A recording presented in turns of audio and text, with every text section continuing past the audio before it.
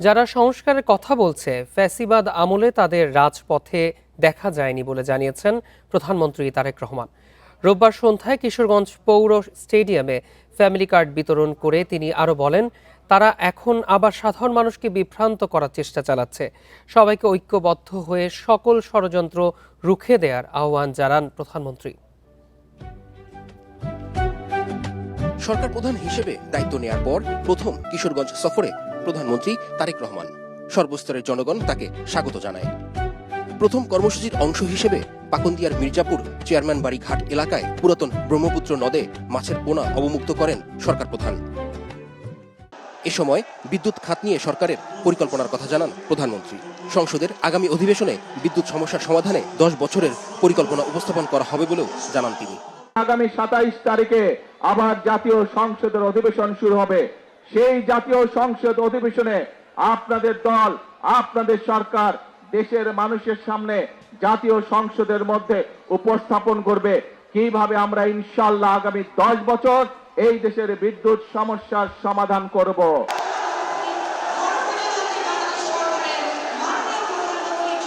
বিকেলে কিশোরগঞ্জের পৌর স্টেডিয়ামে ফ্যামিলি কার্ড বিতরণ কার্যক্রম উদ্বোধন করেন প্রধানমন্ত্রী। বলেন, যারা সংস্কারের কথা বলছে ফ্যাসিবাদের আমলে তাদের রাজপথে দেখা যায়নি। আজকে এরা সংস্কার কথা বলছে। বিএনপি 2022 সালে সংস্কারের কথা বলেছে। কোথায় ছিলেন তখন আপনারা সংস্কার নিয়ে? সংস্কার এই দেশে সবচেয়ে প্রথম সংস্কার বিএনপি তথা খালেদা জিয়ার নেতৃত্বে সংস্কারের প্রস্তাবনা এই দেশের মানুষের সামনে উপস্থাপন করা হয়েছে। তারেক রহমান বলেন, বিএনপি মানুষের জন্য রাজনীতি করে, কিন্তু একটি গোষ্ঠী বিভ্রান্ত ছড়ানোর চেষ্টা করছে। তাদের সমুচিত জবাব দিতে হবে বলেও জানান তিনি। তাহলে অবশ্যই আমাদেরকে সতর্ক থাকতে হবে। দেশে অনেক বিভ্রান্তকারী আছে, অনেক রটনাকারী আছে। এদের ব্যাপারে আমাদেরকে সতর্ক থাকতে হবে। দেখতে হবে এরা অতীতে কি করেছে, সেই অতীত বিবেচনা করে তাদেরকে আমাদেরকে চোখে চোখে রাখতে হবে। নতুন বাংলাদেশ গঠনে সবাইকে একসাথে কাজ করার আহ্বান জানান প্রধানমন্ত্রী। প্রধানমন্ত্রীর এই সফরে সবচেয়ে বেশি গুরুত্ব দেওয়া হয়েছে দেশের মৎস্য সম্পদ সমৃদ্ধির দিকে। দেশের সম্ভাবনাকে কাজে লাগিয়ে নিজস্ব সম্পদে স্বয়ংসম্পূর্ণ ও আত্মনির্ভরশীল হওয়ার আহ্বান প্রধানমন্ত্রীর। Shikdar Mehedi, Independent News, Katiadi, Kishoreganj. BNP সরকারের 180 দিনের মধ্যে নির্বাচনী প্রতিশ্রুতি অনুযায়ী ফ্যামিলি কার্ড, কৃষক কার্ডের মতো সামাজিক সুরক্ষা কার্যক্রম বাস্তবায়ন শুরু হয়েছে। বাজেটে বিনিয়োগ বান্ধব বেশ কিছু উদ্যোগও চোখে পড়েছে অর্থনীতিবিদ ও ব্যবসায়ীদের। তবে তারা বলছেন, অর্থনীতির চাকা সচল রাখতে বিদ্যুৎ, জ্বালানি, রাজস্ব বোর্ড ও ব্যাংকসহ বিভিন্ন খাতে গভীর সংস্কার জরুরি। ছাত্র জনতার আন্দোলনে আওয়ামী লীগ সরকার ক্ষমতাচ্যুত হওয়ার পরও দেশের আইন শৃঙ্খলা পরিস্থিতির উন্নতি না হওয়ায় ক্ষতিগ্রস্ত হয় ব্যবসা, বিনিয়োগ ও কর্মসংস্থান। শত শত কারখানা বন্ধে চাকরি হারায় লাখো শ্রমিক। ক্ষমতায় এসে নির্বাচনী ইশতেহার অনুযায়ী 180 দিনের কর্মসূচি নেয় বিএনপির সরকার। গুরুত্ব পায় মূল্যস্ফীতি মোকাবিলায়, নিম্ন আয়ের মানুষের সুরক্ষা, খাল খনন, 10,000 টাকা পর্যন্ত কৃষি ঋণ মওকুফ। বাজেটে নিত্যপণ্যে কর ছাড়, ব্যবসা সহজীকরণের রূপরেখাকে ইতিবাচক হিসেবে দেখছেন পর্যবেক্ষকরা। এটা খুবই ভালো একটা উদ্যোগ যে যারা দরিদ্র তাদেরকে এই 2,500 টাকা দেওয়া হচ্ছে। এবং এই বাজেটে বলবো যে অনেক ফিসকাল মেজার যেগুলি নেওয়া হচ্ছে, আর্থিক পদক্ষেপ, কর ছাড়, কর কিংবা প্রণোদনা, বিনিয়োগ কেন্দ্রিক। বিডাকে করতে হবে, বেজাকে করতে হবে, এনবিআরকে করতে হবে। তারা সম্মিলিতভাবে যদি কোনো এফেক্টিভ রোল প্লে করে, ডেফিনেটলি আমার মনে হয় যে আমরা এফডিআইকে আনতে পারব। অর্থনীতির পুনরুদ্ধার, পুনর্বাসন ও পুনর্গঠন 3 কৌশলে হাঁটলেও শুরু থেকেই সরকার বিদ্যুৎ, জ্বালানি খাতের সংকটে পড়েছে। এতে জনজীবনে যেমন ভোগান্তি বেড়েছে, তেমনি কমেছে শিল্প উৎপাদন। স্পিনিংয়ের সাথে সাথে টেক্সটাইলও কিন্তু অ্যাফেক্টেড হচ্ছে এবং স্পিনিং মিল অনেকগুলি বসে গেছে বিকজ গ্যাস সাপ্লাই প্রচুর নাই এবং সেটার জন্য তারা সরকারকে আবেদন করছে কোনো ফিসকাল সাপোর্ট দিতে পারে কি। স্ট্রাকচারাল রিফর্ম, ইনস্টিটিউশনাল স্ট্রেংথেনিং, এর মধ্যে হচ্ছে জ্বালানি এবং বিদ্যুৎ খাত, এটা একটা, ব্যাংকিং খাত এটা একটা, তারপরে হচ্ছে জাতীয় রাজস্ব বোর্ডের অর্থাৎ ফিসকাল স্পেস বাড়ানোর জন্য। বিদ্যুৎ ও জ্বালানি মন্ত্রী বলছেন, সংকট এসেছে উত্তরাধিকারভাবেই, উত্তরণে আরও এলএনজি টার্মিনাল স্থাপন, গ্যাস কূপ খনন সহ নানামুখী পদক্ষেপ নিচ্ছে সরকার। এইসব জিনিস ইনহেরিট করতে হয়েছে এবং ইনহেরিট করে আমরা সাকসেসফুলি ওভারকাম করেছি এবং এখন যেটা আছে সেটাও আমরা আশা করি সাকসেসফুলি ওভারকাম করতে পারবো, because we are very focused on the problem. জ্বালানির আমদানি নির্ভরতা কমাতে 2030 সালের মধ্যে 20% নবায়নযোগ্য বিদ্যুৎ উৎপাদনের লক্ষ্য বাস্তবায়নে বাজেটে দেয়া হয়েছে কর ছাড়। Hari Saha, independent News, Dhaka. জ্বালানি সংকট 6 মাস বা 1 বছরের সমাধান সম্ভব নয়, কমপক্ষে 2 বছর সময় লাগবে বলে জানিয়েছেন অর্থমন্ত্রী আমির খসরু মাহমুদ চৌধুরী। রোববার রাজধানী একটি হোটেলে আমেরিকান চেম্বার বাংলাদেশ আয়োজিত এক সেমিনারে এসব কথা জানান অর্থমন্ত্রী। বলেন, জ্বালানি সংকট সমাধানে সর্বোচ্চ চেষ্টা করছে সরকার। একদিকে রান্নার চুলায় আগুন জ্বলছে না, অন্যদিকে গ্যাসের আশায় ফিলিং স্টেশনে দীর্ঘ সারি। রাজধানী সহ দেশের বিভিন্ন এলাকায় গেল 2 সপ্তাহের বেশি সময় ধরে গ্যাসের চরম সংকট চলছে, ফলে বাড়ছে ভোগান্তিও। এমচেম আয়োজিত সেমিনারে বক্তারা বলেন, জ্বালানি সংকটের কারণে নতুন করে বিনিয়োগের সিদ্ধান্ত নিতে দ্বিধায় দেশি বিদেশি উদ্যোক্তারা, ফলে অর্থনীতিতে গতি ফেরানোর নানা উদ্যোগের কথা বলা হলেও কাঙ্ক্ষিত গতি নেই বিনিয়োগে। এ সময় অর্থমন্ত্রী বলেন, অর্থনীতি বর্তমানে স্থিতিশীলতায় প্রক্রিয়ায় রয়েছে, তবে উত্তরাধিকার সূত্রে পাওয়া আর্থিক সংকট থেকে ঘুরে দাঁড়ানোর চেষ্টা করছে সরকার। আর জ্বালানি সংকট সমাধানে কমপক্ষে 2 বছর সময় লাগবে বলেও জানান তিনি। বিদ্যুৎ ও গ্যাসের সংকট 6 মাস বা 1 বছরের মধ্যে সমাধান করা সম্ভব নয়। পুরোপুরি সংকট কাটাতে কমপক্ষে 2 বছর সময় লাগবে। জ্বালানি সংকট সমাধান ও দেশের অর্থনীতি এগিয়ে নিতে সরকার কাজ করছে। এ সময় তিনি বলেন, কর ব্যবস্থাপনায় লালফিতার দৌরাত্ম্য, দুর্নীতি ও হয়রানি কমিয়ে ব্যবসার পরিবেশ উন্নত করতে কাজ করছে সরকার। বলেন, দেশের পুঁজিবাজারে জেপি মর্গানের মতো বিদেশি প্রতিষ্ঠানও বিনিয়োগে আগ্রহী। দেশের পুঁজিবাজার আগের চেয়ে ভালো অবস্থানে রয়েছে, সূচকগুলো ঊর্ধ্বমুখী। আমাদের আরও বেশি কোম্পানি তালিকাভুক্ত করতে হবে। পরিস্থিতি ভালো বলেই জেপি মর্গানের মতো বিদেশি প্রতিষ্ঠানও পুঁজিবাজারে বিনিয়োগ করতে আগ্রহী। বিদ্যুৎ খাতের সঞ্চালন বড় সমস্যা বলেও জানান অর্থমন্ত্রী, তবে সমস্যার সমাধানে দীর্ঘমেয়াদী পরিকল্পনা নিচ্ছে সরকার। Shafil Alam Sujan, Independent News, Dhaka. জ্বালানি সংকট নিরসনে অংশীজনদের নিয়ে ন্যাশনাল ইমার্জেন্সি এনার্জি সেল গঠন সহ 4 দফা সংস্কার প্রস্তাব ও 10 দফা সুপারিশ দেওয়া হয়েছে বলে জানিয়েছে জামায়াতে ইসলামী। রোববার সন্ধ্যায় রাজধানীর মগবাজারে এক সংবাদ সম্মেলনে কথা জানান দলটির সেক্রেটারি জেনারেল মিয়া গোলাম পরওয়ার। প্রধানমন্ত্রীর চ্যালেঞ্জের জবাবে জামায়াতে ইসলামীর সেক্রেটারি জেনারেল বলেন, পরিকল্পনা 21 মে থেকে সরকারের কাছে রয়েছে। পরিকল্পনা ভালো হলে বাস্তবায়নেরও আহ্বান জানান তিনি। এ সময় তিনি বিরোধী দলের 10 দফা এবং সংসদীয় বিশেষ কমিটির 12 দফাকে সামনে রেখে দ্রুত একটি যৌথ বাস্তবায়ন কাঠামো তৈরির কথা বলেন।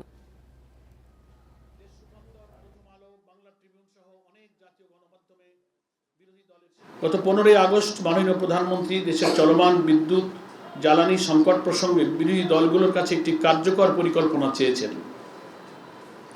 আমরা তার এই আহ্বানকে ইতিবাচকভাবেই দেখতে চাই। তবে শুরুতেই একটি গুরুত্বপূর্ণ তথ্য স্মরণ করিয়ে দিতে চাই যে আমাদের পরিকল্পনা নতুন নয়, সেটা গত 3 মাস ধরে সরকারের টেবিলে আছে। আমদানিকৃত এলএনজির ওপর বেশি নির্ভরতা শিল্প খাতকে বড় ধরনের ঝুঁকিতে ফেলছে। আন্তর্জাতিক বাজারে জ্বালানির দামে অস্থিরতা ও সরবরাহ সংকটের আশঙ্কায় উৎপাদন ব্যয়ের চাপও বাড়ছে। রোববার বেসরকারি গবেষণা প্রতিষ্ঠান সিপিডির এক অনুষ্ঠানে আলোচকরা বলেন, জ্বালানি সংকট দ্রুত সমাধান করা না গেলে তৈরি পোশাক সহ রপ্তানিমুখী শিল্পের উৎপাদন ও পণ্য সরবরাহ বাধাগ্রস্ত হতে পারে। পোশাক কারখানার সেলাই বিভাগে ব্যবহৃত বেশিরভাগ যন্ত্রপাতি সহজে জ্বালানি সাশ্রয়ী বিকল্প দিয়ে পরিবর্তন করা সম্ভব নয়, অথচ মোট যন্ত্রপাতির প্রায় 85% রয়েছে এই বিভাগে। ফলে এখান থেকে জ্বালানি সাশ্রয়ের সুযোগ 3%-এরও কম। এছাড়া কাটিং বিভাগে 27.3% জ্বালানি সাশ্রয় করা সম্ভব। তবে মোট জ্বালানি ব্যয়ের একটি বড় অংশই দখল করে রেখেছে ওয়াশিং ও ডাইং বিভাগ। সিপিডির আলোচনায় উদ্যোক্তারা বলেন, আধুনিক ও পরিবেশ বান্ধব প্রযুক্তির জন্য যে মূলধন প্রয়োজন তা অনেক কারখানার জন্য challenge. This is not the problem on the ground in Bangladesh, but this is an international obligation যে আমার বাংলাদেশের গার্মেন্ট সেক্টর সার্ভাইভ করবে কি করবে না, it depends on certain sustainable factors. আমি ওয়ার্ল্ডের সবচেয়ে most energy efficient processing machine use করার পরেও আমার 4.5 মেগাওয়াট লাগে, তাহলে আমার 16,000টা প্যানেল লাগবে একটা এই ছাদ না পাশে যদি দিগন্ত কিনি তাহলেও আমার ওইটা দিয়ে হবে না। বর্তমান জ্বালানি সংকটের পরিস্থিতি সামাল দিতে সরকারকে বিকল্প উদ্যোগ গঠনের পরামর্শ দেয় সিপিডি। অনতিবিলম্বে একটি কমিটি করে 3 দিনের ভিতরে এই সমস্ত কমিটিগুলো বসে যে যে জায়গাগুলোতে যে সমস্যাগুলো অন ডেস্কে ইনফ্রন্ট মিডিয়ার সামনে সেই সিদ্ধান্তগুলো জানানো এবং সেইগুলো প্রয়োগগুলো নিশ্চিত করা, তাহলে আমার ধারণা যে দ্রুততর সময়ে এই চ্যালেঞ্জগুলো আস্তে আস্তে কমতে শুরু করবে। প্রতিদিনই কোনো না কোনোভাবে কোনো মন্ত্রী বলতেছেন যে আমরা কিন্তু সোলারের উপর ট্যাক্স ফ্রি করে দিয়েছি। আসলে কি সত্য ঘটনা? সত্য না। এই জায়গাগুলো কেন আমরা বুঝতে পারছি না? আমরা বারবার বলতেছি। শিল্প খাতে জ্বালানি সংকট মোকাবিলায় প্রযুক্তির আধুনিকায়ন, নবায়নযোগ্য জ্বালানিতে বিনিয়োগ এবং সরকারি প্রণোদনার সমন্বিত উদ্যোগ চান আলোচকরা। তৌহিদ রানা, ইন্ডিপেন্ডেন্ট নিউজ, ঢাকা। প্রধানমন্ত্রী তারেক রহমানের ভারত সফরের জন্য উপযুক্ত পরিবেশ নিশ্চিতে দিল্লিকে 3টি শর্ত দিয়েছে ঢাকা। এর মধ্যে রয়েছে 2 দেশের বন্দি প্রত্যর্পণ চুক্তির আওতায় ফিরিয়ে দিতে হবে শেখ হাসিনাকে ও ওসমান হাদি হত্যার আসামিদের। রোববার দুপুরে পররাষ্ট্র মন্ত্রণালয়ে এসব কথা জানান মুখপাত্র AKM শহীদুল করিম। এই মাসে প্রধানমন্ত্রী তারেক রহমানের ভারত সফরের সম্ভাবনা নিয়ে প্রতিবেদন প্রকাশ হয় 2 দেশেই। এমন আলোচনার মধ্যেই ঢাকা তার অবস্থান স্পষ্ট করল। পররাষ্ট্র মন্ত্রণালয়ের সিদ্ধান্ত জানান মুখপাত্র শহীদুল করিম। বলেন, প্রধানমন্ত্রীর সফরের জন্য এখনো সহায়ক পরিবেশ তৈরি হয়নি দিল্লিতে। প্রধানমন্ত্রী তারেক রহমানের সম্ভাব্য ভারত সফর নিয়ে 2 দেশের মধ্যে কয়েক সপ্তাহ ধরে আলোচনা চলছে। তবে মানবতা বিরোধী অপরাধে দণ্ডিত শেখ হাসিনা দিল্লিতে যেভাবে সংবাদ সম্মেলন করেছেন, যা এই প্রক্রিয়ার পরিবেশ নষ্ট করেছে।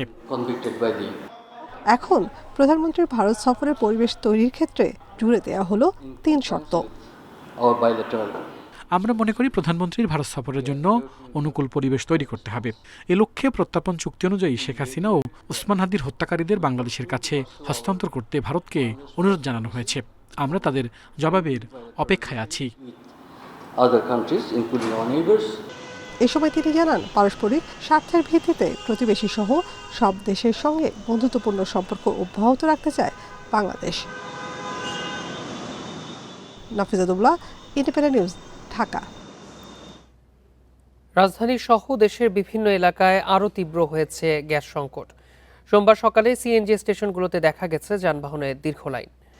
ঘণ্টার পর ঘণ্টা অপেক্ষা করেও মিলছে না চাহিদা মতো গ্যাস।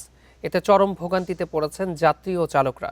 গ্যাসের চাপ কম থাকায় অনেক স্টেশনে গ্যাস দিতে সময় বেশি লাগছে বা গ্যাস দেওয়া বন্ধ রাখতে হচ্ছে। সিএনজি ও রাইড শেয়ারিং চালকরা বলছেন, গ্যাসের সংকটে গাড়ি ও সিএনজি চালাতে না পারায় তাদের আয় অনেক কমে গেছে। স্টেশন মালিকরা বলছেন, সরবরাহ ঘাটতির কারণে চাহিদা অনুযায়ী গ্যাস দেওয়া সম্ভব হচ্ছে না।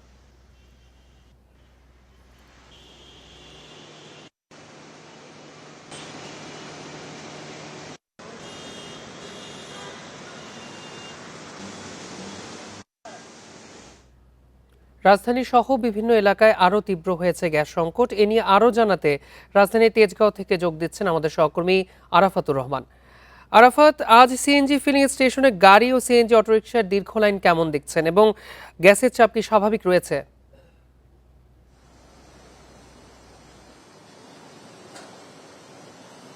গ্যাসের চাপ আসলে এখনো বলা যায় যে স্বাভাবিক হয়েছে, এইরকম কোনো লক্ষণ স্টেশনগুলোতে নেই।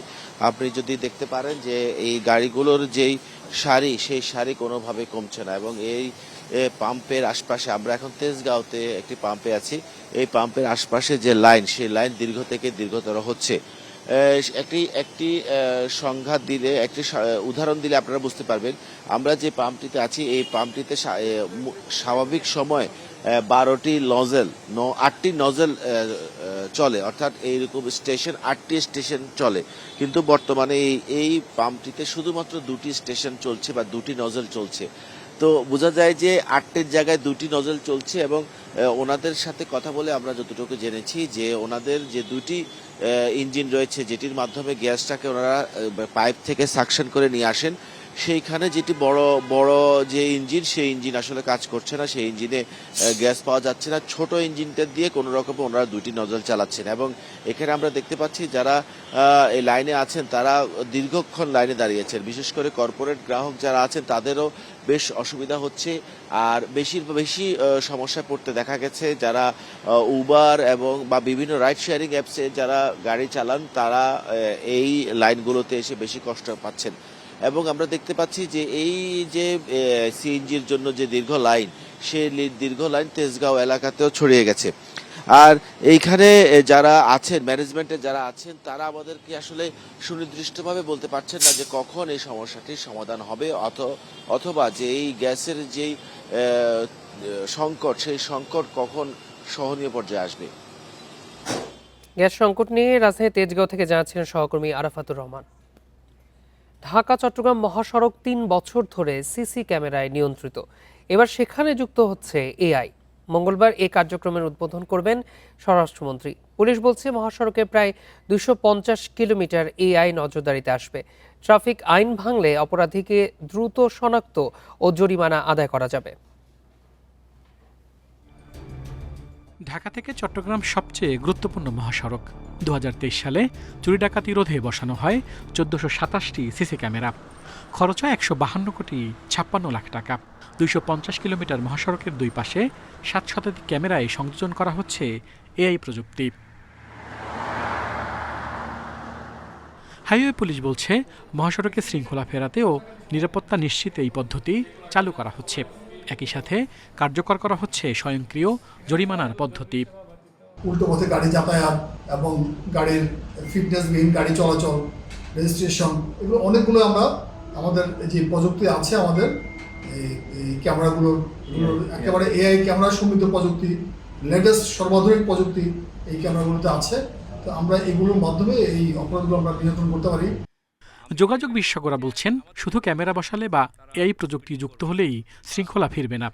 মহাসড়কে চলতে দেওয়া যাবে না অটোরিকশা, থাকা উচিত আলাদা সার্ভিস লেন। সমস্যাটা হচ্ছে যে আমাদের অবৈধ যানবাহন, ঢাকা চট্টগ্রাম মহাসড়ক, কিন্তু আমরা এই মহাসড়কে দেখছি ধীরগতি যানবাহন চলছে, তাদের তো আসলে নিবন্ধন নাই, নাম্বার প্লেট নাই। তো সেই জায়গায় একটা আমাদের দুর্বলতা আছে বলে আমি মনে করি। তো সেই জায়গায় আমি বলবো যে আসলে ঢাকা চট্টগ্রামে দ্রুত আসলে সার্ভিস লেনটা চালু করতে হবে। সার্ভিস লেন বাস্তবায়ন করে ধীরগতি যানবাহনকে যখন আলাদা করবেন, তখন এআই ক্যামেরা তার যে ফাংশনালিটি, তার যে কর্মদক্ষতা, এটা অনেক বেড়ে যাবে। 10 বছরে ঢাকা চট্টগ্রাম মহাসড়কে রপ্তানি পণ্য চুরির অন্তত 200টি ঘটনা ঘটেছে। পুলিশের দাবি, ডিজিটাল নজরদারি বাড়লে এ ধরনের অপরাধ কমবে। আল আমিন হোসেন, ইন্ডিপেন্ডেন্ট নিউজ, ঢাকা। ঢাকা চট্টগ্রাম মহাসড়ক 3 বছর ধরে সিসি ক্যামেরায় নিয়ন্ত্রিত, এবার সেখানে যুক্ত হচ্ছে এআই। আরও জানাতে চট্টগ্রাম থেকে আছেন আমাদের সহকর্মী আহসান রিটন। মহাসড়কের প্রায় 250 কিলোমিটারের কোন কোন এলাকা মূলত অপরাধ প্রবণ এবং এআই প্রযুক্তির অন্তর্ভুক্ত হবে, এবং আরও জানাবেন এমন উদ্যোগ অপরাধ দমনে কতটুকু কার্যকর হতে পারে।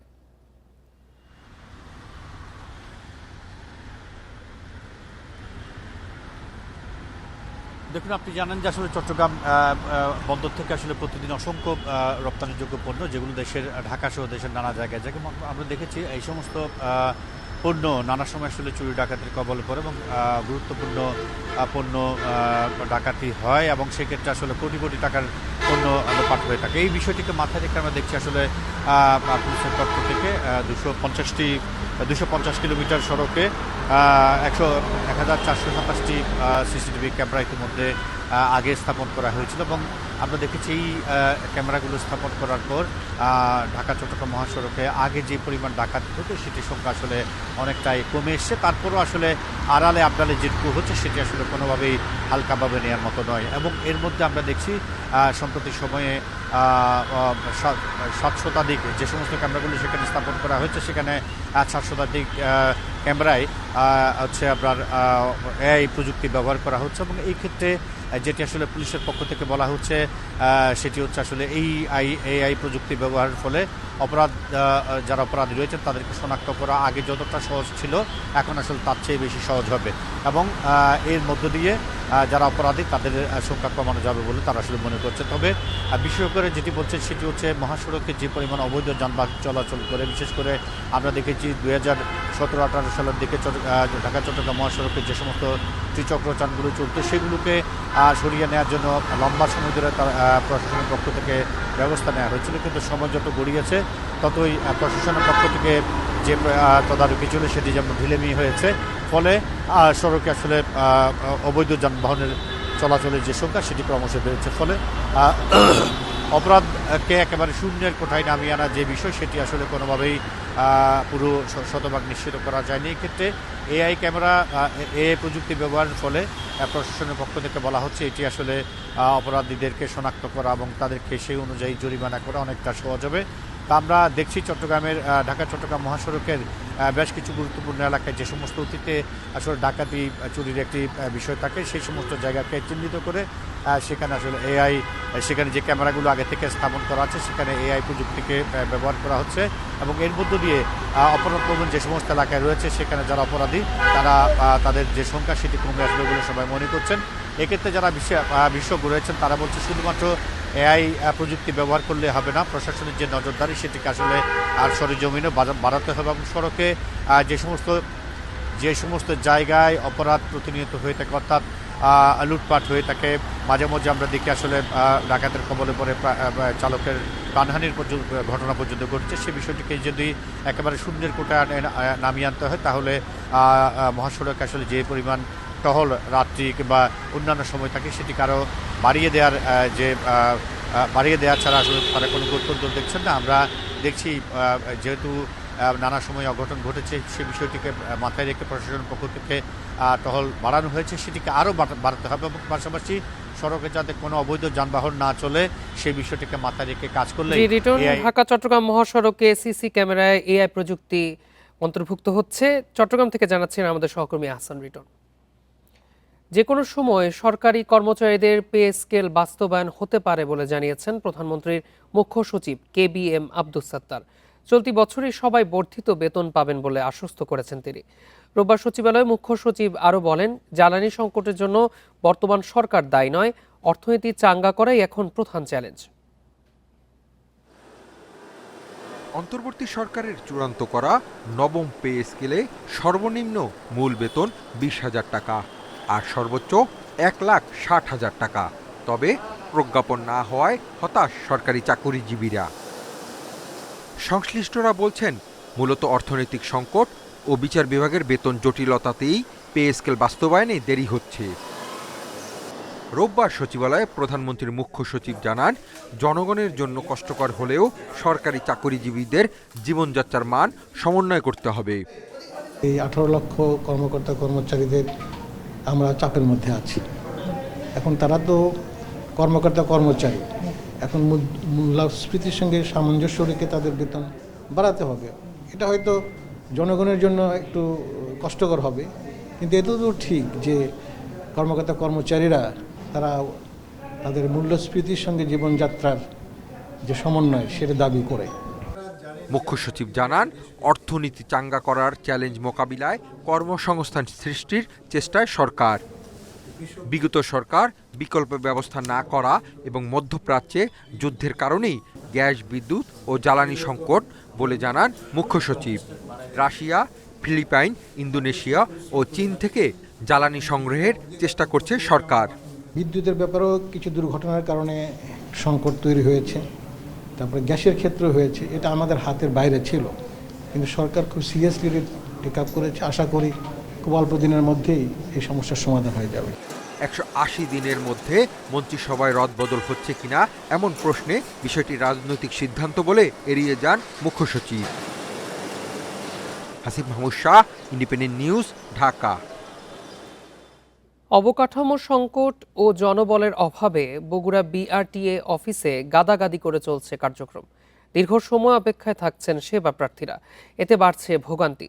2017 সালে প্রায় 4 একর জমির ওপর ভবন নির্মাণের নকশা সংশ্লিষ্ট দপ্তরে পাঠানো হলেও এখনও কোনো সিদ্ধান্ত হয়নি। জনবল বাড়ালে সংকট কিছুটা কমবে আশা সংশ্লিষ্টদের। 9 কর্মকর্তা কর্মচারী নিয়ে 1989 সালে বগুড়া ডিসি অফিসের এক পুরনো ভবনে কাজ শুরু করে বিআরটিএ। তখন মোটরযানের রেজিস্ট্রেশন, ড্রাইভিং লাইসেন্স ও মালিকানা পরিবর্তন সহ নানা কাজে ওই অফিসে দিনে আসতেন গড়ে 35 জন। বর্তমানে প্রতিদিন সেবা নেন 5 শতাধিক মানুষ। প্রয়োজনীয় লোকবলের অভাবে দীর্ঘ লাইনে ভোগান্তির অভিযোগ সেবা প্রার্থীদের। নিজস্ব ভবন না থাকার কারণে এনারা নিজেরাও, অনেকেই লোক থাকা সত্ত্বেও এনাদের বসার জায়গা নেই, এনারা কাজ করতে পারতেছে না। আর আমি 2 ঘন্টা যাবত এইখানে লাইনে দাঁড়ানোর পরে এখন পর্যন্ত আমি ফিঙ্গার দিতে পারি নাই। রাস্তার ধারে গাড়ি সাইড করে ওনারা 1:30টার দিকে আসার কথা বলছে, আসলে পরে আমাদেরকে ফিটনেসের কাগজ সই করা হবে। তো এর জন্যে এখানে যানজট সৃষ্টি। জনদুর্ভোগ কমাতে 2014 সালে লোকবল বাড়ানোর পাশাপাশি নিজস্ব ভবন নির্মাণের উদ্যোগ নেওয়া হয়।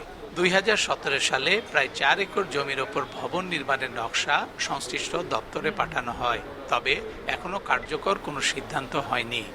নিজস্ব ভবন থাকলে তাদের আমরা একটা বসার জায়গা দিতে পারি এবং বিভিন্ন কাউন্টার থাকলে বিভিন্ন ধরনের সুবিধা দেওয়া যায়। বিশেষ করে আমাদের রেকর্ড রুমের খুবই সমস্যা হচ্ছে। তো নিজস্ব ভবন থাকলে আমাদের এই রেকর্ড রুমে যে ফাইলগুলি সংরক্ষণ করা, এটা খুবই ভালো হয়। 37 বছরে বগুড়ায় বিআরটিএ অফিসে জনবল বেড়েছে মাত্র 2 জন, তবে সেবা প্রার্থী বেড়েছে প্রায় 17 গুণ। সংশ্লিষ্টরা বলছেন, বিপুল সংখ্যক মানুষের সেবা নিশ্চিতে জনবল বাড়ানোর পাশাপাশি প্রয়োজন অবকাঠামোর উন্নয়ন। Hasibur Rahman, independent news, Bogura. অবকাঠামোর সংকট ও জনবলের অভাবে বগুড়া বিআরটিএ অফিসে গাদাগাদি করে চলছে কার্যক্রম। দীর্ঘ সময় অপেক্ষায় থাকছেন সেবা প্রার্থীরা। এ বিষয়ে আরও জানাতে আমাদের সঙ্গে যুক্ত হয়েছেন সহকর্মী হাসিবুর রহমান। হাসিবুর রহমান, ভবন নির্মাণের নকশা তো সংশ্লিষ্ট দপ্তরে পাঠানো হয়েছে আগেই, নতুন ভবন নির্মাণের কোনো উদ্যোগ নেওয়া হচ্ছে কি? এবং আরও জানাবেন, পাশাপাশি দক্ষ জনবল নিয়োগের বিষয়ে কোনো পদক্ষেপ নিচ্ছে কি? আমি বিআরটিএর কর্মকর্তাদের সাথে কথা বলেছি। বিশেষ করে বগুড়ার কথা যদি বলেন, এখন পর্যন্ত কোনো সিদ্ধান্ত আসেনি। এটি প্রায় 10-11 বছর হয়ে গেছে এই সিদ্ধান্তটির অপেক্ষায় রয়েছেন কর্তৃপক্ষ। আর এটি শুধু বগুড়ার সমস্যা না, সারা দেশেই একই অবস্থা। বিআরটিএর কর্মকর্তারা বলছেন শুধুমাত্র 4টি বিভাগীয় শহরে বিভাগীয় কার্যালয় রয়েছে, জেলা কার্যালয় নেই। এবং এখন দেশের কোনো জেলাতেই বিআরটিএর নিজস্ব কোনো ভবন আছে এরকম তথ্য আমি পাইনি। আর প্রতিদিন প্রায় 30,000 মানুষ অন্তত বড় বড় শহরগুলোর পাশাপাশি ছোটগুলোর শহর থেকে 30,000-এরও বেশি মানুষ প্রতিদিন সেবা নিতে আসেন এবং সবাইকেই দুর্ভোগের মুখোমুখি হতে হয়। আপনার যদি প্রশ্নটা ধরি জনবলের জায়গা থেকে, তাহলে বলতে হবে যে বেশ কয়েক বছর আগে বিআরটিএ কর্তৃপক্ষ প্রায় 25,000 জনবল নিয়োগের জন্য একটি পরিকল্পনা তাদের পক্ষ থেকে পাঠানো হয়েছিল। সেখানে কিছুদিন আগে মাত্র 96 জনকে দেওয়া হয়েছে। এই 96 জনের মধ্যে আবার 15 জন রয়েছেন ম্যাজিস্ট্রেট। অর্থাৎ এই মুহূর্তে যে জনবল দরকার তার 1/3 নাই। বিআরটিএ কর্তৃপক্ষ বলছে মাত্র 728 জন জনবল দিয়েই তারা সারা দেশে জনসেবার কাজটি করছে। এর ফলে যেটি হচ্ছে, মানুষকে দুর্ভোগ পোহাতে হচ্ছে চরম। আপনি যে অফিসটা দেখছেন, এটি বগুড়ার ডিসি অফিসেরই একটি পুরনো ভবনের মধ্যে কাজ চলছে। এখানে প্রতিদিন 8টা বা 9টায় যখন কাজ শুরু হয়, তারও বহু আগে বায়োমেট্রিক দেওয়ার জন্য লোকজন আসেন। কেউ কেউ 6টায় আসেন, 7টায় আসেন। তাদেরকে অপেক্ষা করতে হয় দীর্ঘ সময় এবং কোনো একটা সময় সুযোগ হলে তারা তাদের বায়োমেট্রিকটা দিতে পারেন। এর মাঝখানে আবার পরীক্ষাও নেওয়া হয়, কিন্তু পরীক্ষাগুলো নিজেদের ভবনে তারা নিতে পারেন না। ভাড়া করা ভবন অথবা কোনো একটা সরকারি কর্মকর্তার যে অডিটোরিয়াম থাকেন সেখানে গিয়ে তারা নেন। এ গেল হলো এক ধরনের সমস্যা। এরপরে যে সাধারণ মানুষের ভোগান্তি, যারা প্রতিদিন লাখ লাখ টাকা সরকারকে দিচ্ছে রাজস্ব, তাদেরকে তাদের ফিটনেসের জন্য রাস্তায় দাঁড়িয়ে থাকতে হয় ঘন্টার পর ঘন্টা। এবং আমি একটু আগে কথা বলেছি বিআরটিএর একজন কর্মকর্তার সাথে, তারা বলেছেন যে তাদের নিজস্ব কোনো গাড়ি নাই। যদি গাড়ি চাওয়া হয় তখন সাথে সাথে তাদেরকে শোকজ করা হয়। জেলা পর্যায়ের কর্মকর্তাদের কারো কোনো জায়গায় গাড়ি আছে এরকম কোনো তথ্য আমার কাছে নেই, কিন্তু তাদেরকে নির্দেশনা দেওয়া হয়েছে যে দুর্ঘটনার পর যত দ্রুত সম্ভব তারা যেন পৌঁছায় ঘটনাস্থলে এবং সে বিষয়ে তারা যেন ঊর্ধ্বতন কর্মকর্তাদেরকে প্রতিবেদন দেয়। অর্থাৎ সব মিলিয়ে বলা যায় যে বিআরটিএর যে উদ্যোগ সেটি একেবারেই বলা কঠিন। বগুড়ায় যে 2-3টি জায়গায় 2জন সাবেক চেয়ারম্যান দিয়ে গিয়েছিলেন, সেগুলো এখন পর্যন্ত পর্যন্ত পড়ে আছে, সেখানেও কোনো সিদ্ধান্ত হয়নি। আর সব মিলিয়ে বাংলাদেশে এখন প্রায় 68,04,000-এর মতো যানবাহন চলাচল করছে, কিন্তু সেই সব যানবাহনের সেবা দিতে হচ্ছে মাত্র 27 জন কর্মকর্তা কর্মচারীকে। জানাচ্ছেন আমাদের সহকর্মী হাসিবুর রহমান। প্রবাসে ভাগ্য বদলের স্বপ্নকে পুঁজি করে সিলেটে প্রতারণা চালিয়ে যাচ্ছে হাজারের বেশি ভুয়া রিক্রুটিং এজেন্সি ও দালাল চক্র। টাকা নিয়ে ভিসার ব্যবস্থা না করা বা অফিস গুটিয়ে পালানো এবং ভুয়া ভিসার মতো ঘটনা ঘটছে প্রায়শই। প্রতারিত হলে দ্রুত আইনি পদক্ষেপ নেওয়ার পরামর্শ আইনজীবীদের। অভিযোগ পেলে ভুয়া এজেন্সি ও দালালের বিরুদ্ধে অভিযান ও আইনি ব্যবস্থা নেওয়া হচ্ছে জানিয়েছে প্রশাসন। ভাইসহ পরিচিত 4 জনকে বিদেশে পাঠাতে ট্রাভেল জোন নামের এক প্রতিষ্ঠানকে টাকা দেন সিলেটের বাসিন্দা চৌধুরী মুশফিক মনিম। কিছুদিন পর জানানো হয় সবার ভিসা হয়েছে, তবে কাগজপত্র যাচাইয়ের পর ধরা পড়ে ভিসাগুলো ভুয়া। এদিকে 78 লাখ টাকা হাতিয়ে নেয় প্রতিষ্ঠানটি। প্রতারণার অভিযোগে ট্রাভেল জোনের মালিক নুরুল মুস্তাফা চৌধুরীর বিরুদ্ধে মামলা করেন মুশফিক। পরে তাকে গ্রেপ্তার করে পুলিশ। 7-8 মাসের উপরে চলে গেছে অলমোস্ট। তখন আমি ওনাকে আবার যখন গত কয়েকদিন আগে জিজ্ঞেস করলাম যে ভাই আমার টাকা পয়সাটা কী করবেন, টাকাটা দেন আপনি ফিরে, তখন উনি বলতেছে আমি এখন টাকা দিতে পারবো না, আপনার কাছে ডকুমেন্ট আছে, আপনি মামলা করেন। তখন গিয়ে আমি মামলাটা করছি। বিদেশে পাঠানোর নামে কোটি টাকা হাতিয়ে নেওয়ার অভিযোগে সম্প্রতি এমএক্স নামের আরেকটি প্রতিষ্ঠানের বিরুদ্ধেও আইনি ব্যবস্থা নেওয়া হয়েছে। সংশ্লিষ্টরা বলছেন, সিলেটে বৈধ এজেন্সির সংখ্যা 200 হলেও অবৈধ এজেন্সি আছে আরও 1000। টাকা দেওয়ার আগে প্রতিষ্ঠানের অনুমোদন যাচাই এবং প্রতারণার শিকার হলে দ্রুত আইনি পদক্ষেপ নেওয়ার পরামর্শ আইনজীবীদের। মানুষ যে প্রতারিত হওয়ার মেইন কারণ যেটা, এই যে লাইসেন্সবিহীন এজেন্সির সাথে চুক্তি করাটা। তদারকি প্রতিষ্ঠান যারা আছে আপনার সংশ্লিষ্ট মন্ত্রণালয়, তাদের এই বিষয়ে নজর দেওয়াটা খুবই জরুরি। বিদেশে পাঠানোর নামে প্রতারণার অভিযোগ গুরুত্বের সাথে দেখা হচ্ছে বলে জানিয়েছে পুলিশ। সবচেয়ে বড় বিষয় হলো যে এগুলো যাচাই করে ব্যবস্থা নেয়। এখন অনেকেই সরল বিশ্বাসে এই কাজগুলো করে প্রতারিত হচ্ছেন, এই জন্য আমাদের মধ্যে সচেতনতা আসলে খুব জরুরি। জনশক্তি ও কর্মসংস্থান ব্যুরোর তথ্য বলছে, প্রতি বছর সিলেটের প্রায় 25,000 মানুষ কাজের উদ্দেশ্যে বিভিন্ন দেশে পাড়ি জমান। Independent news. ডেঙ্গু আক্রান্ত হয়ে রোববার 3 জনের মৃত্যু হয়েছে। হাসপাতালে ভর্তি 805 জন, যা একদিনে আক্রান্তের রেকর্ড। এ নিয়ে প্রাণহানি বেড়ে দাঁড়িয়েছে মোট 70 জনে। স্বাস্থ্য অধিদপ্তরের বিজ্ঞপ্তিতে তথ্য জানানো হয়েছে। এতে বলা হয়, এ পর্যন্ত মোট ডেঙ্গু আক্রান্ত 23,978 জন। গত 24 ঘন্টায় সবচেয়ে বেশি 417 জন আক্রান্ত হয়েছে ঢাকা বিভাগে। এছাড়া বরিশাল বিভাগে 80, চট্টগ্রামে 82, খুলনায় 97, ময়মনসিংহে 65, রংপুরে 7 ও সিলেটে 2 জন ডেঙ্গু আক্রান্ত হয়েছেন। সারা দেশে খাল পুনর্খনন ও নাব্যতা ফেরানোর উদ্যোগ নেওয়া হলেও কিছু জেলায় এখনও শুরু হয়নি কাজ। ঝিনাইদহে খাল খননের ফলে বিলের জলাবদ্ধতা নিরসনের পাশাপাশি কৃষিতে প্রাণ ফিরেছে। এদিকে সাতক্ষীরায় এখনও খাল খনন না হওয়ায় স্থায়ী জলাবদ্ধতার শঙ্কা দেখা দিয়েছে। এদিকে গোপালগঞ্জের পৌর এলাকায় দূষণ রোধে পাঁচুরিয়া খাল খননের দাবি স্থানীয়দের। দেশব্যাপী খাল খনন কর্মসূচির ইতিবাচক ফল পেয়েছে ঝিনাইদহ। পানি উন্নয়ন বোর্ড ও এলজিইডির উদ্যোগে 11টি খাল পুনঃখননে প্রাণ ফিরেছে স্থানীয় জলাশয়গুলোর। বিলের জমে থাকা অতিরিক্ত পানি নিষ্কাশিত হচ্ছে সহজেই, যা স্বস্তি দিচ্ছে চাষিদের। তো আমরা আশা করছি শীঘ্রই আমাদের এই টোটাল দৈর্ঘ্যের খাল খনন আমরা সম্পন্ন করতে পারবো। এই সম্পন্ন হলে পরে আমার ঝিনাইদহ জেলার এই খালের যে ক্যাচমেন্ট এরিয়া আছে, এই এরিয়ার মধ্যে আমার নিষ্কাশন ব্যবস্থা অত্যন্ত উন্নত হবে, দ্রুত পানি নেমে যাবে, এতে করে কৃষকের ফসল হানি রক্ষা পাবে। তবে সাতক্ষীরার চিত্রটা একেবারেই ভিন্ন। হাজারো খাল নদী পরিবেষ্টিত এই জেলায় এখনও খাল খননের কোনো উদ্যোগ নেওয়া হয়নি। দীর্ঘদিন পলি জমে ভরাট খালগুলো, তাই সামান্য বৃষ্টিতেই তৈরি হচ্ছে জলাবদ্ধতা, ব্যাহত হচ্ছে চাষাবাদ। পানি উন্নয়ন বোর্ড প্রেরণ করা হয়েছে এবং আমাদের বোর্ড পর্যায়ে একটি কমিটি, টেকনিক্যাল কমিটি কাজ করছে। পরবর্তীতে জেলা পানি ব্যবস্থাপনা কমিটির সিদ্ধান্ত অনুযায়ী এটা ফাইনালি আমরা যে ডিপিপিতে প্রস্তাব প্রেরণ করব। এদিকে গোপালগঞ্জ পৌর শহরের বুক চিরে বয়ে যাওয়া ঐতিহ্যবাহী পাঁচুরিয়া খাল এখন দূষণ আর অবহেলার প্রতীক। প্রায় 2 কিলোমিটার জুড়ে ঘন কচুরিপানা ও পৌরসভার পচা ড্রেনের বর্জ্য অবরুদ্ধ খালের গতিপথ। দুর্গন্ধ আর মশা মাছির উপদ্রবে ডেঙ্গু ও পানিবাহিত রোগের ঝুঁকিতে শহরবাসী।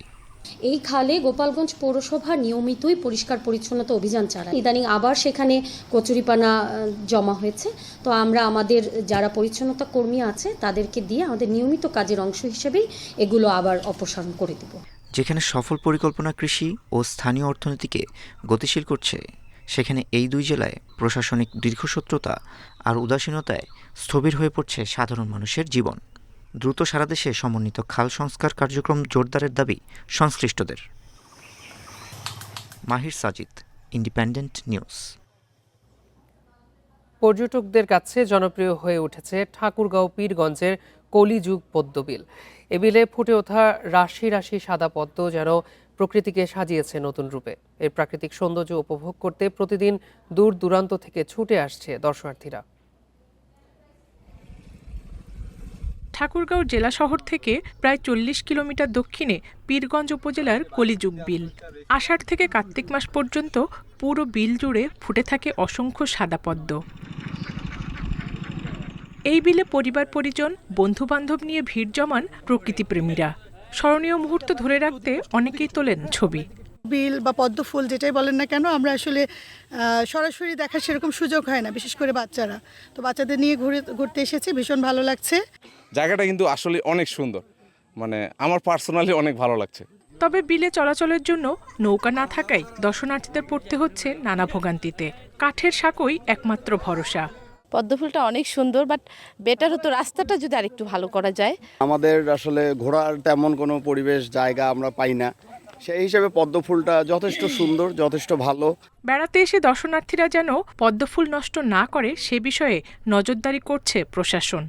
এই কাজ থেকে আমরা নিরুৎসাহিত করার জন্য স্থানীয়ভাবে কিছু ছেলেপেলেকে আমরা বলেছি, প্রাকৃতিক সৌন্দর্যের সৃষ্টি হয়েছে, আপনারা এটি এনজয় করেন। আর এখানে যদি ট্যুরিজমের তথা পর্যটক আকর্ষণ করার জন্য কোনো ব্যবস্থা গ্রহণ করা প্রয়োজন থাকে, তাহলে প্রশাসন সেক্ষেত্রে এগিয়ে আসবে। প্রকৃতির অপার সৌন্দর্য আর পর্যটনের সম্ভাবনা দুই মিলিয়ে নতুন পরিচয় পাচ্ছে ঠাকুরগাঁওয়ের পীরগঞ্জ উপজেলার কলিযুগ বিল। Independent news. এই ছিল এখনকার সংবাদে। ইন্ডিপেন্ডেন্ট টেলিভিশনের সব খবর বিস্তারিত জানতে চোখ রাখুন ফেসবুক, ইউটিউবে, এক্সে। এতক্ষণ সঙ্গে থাকার জন্য ধন্যবাদ।